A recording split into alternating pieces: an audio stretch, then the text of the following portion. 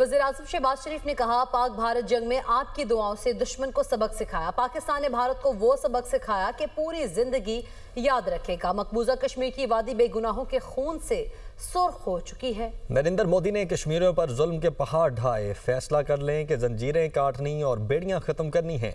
लोग ताना देते थे ये लैपटॉप्स नहीं बल्कि रिश्वत है। लैपटॉप रिश्वत होती तो क्या आज नौजवान डॉक्टर इंजीनियर्स बन सकते थे?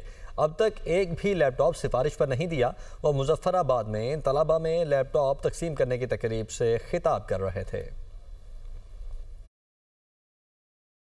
अभी हालिया दिनों में जो जंग हुई मई में, फौज के लिए जिस तरह आपने कामयाबी के लिए दुआएं की, मैं समझता हूं कि ये दुआएं थी जिससे अफवाज पाकिस्तान ने हिंदुस्तान को वो सबक सिखाया कि सारी उम्र याद रखेगा।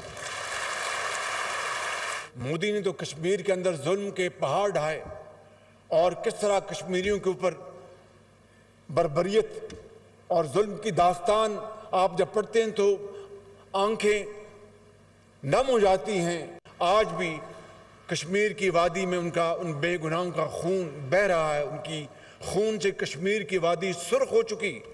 मैं समझता हूं कि हमें इत्तेहाद, इत्तेफाक और मेहनत से वो दिन आएगा।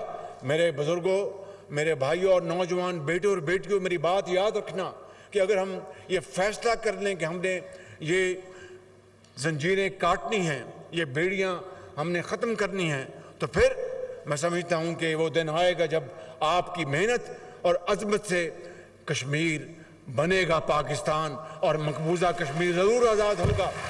जो मुझे उस वक़्त ताना देते थे कि ये रिश्वत है, लैपटॉप नहीं रिश्वत है, अगर रिश्वत होती तो आज आप डॉक्टर्स, इंजीनियर बन सकते थे। एक लैपटॉप सिफारिश के साथ नहीं दिया गया।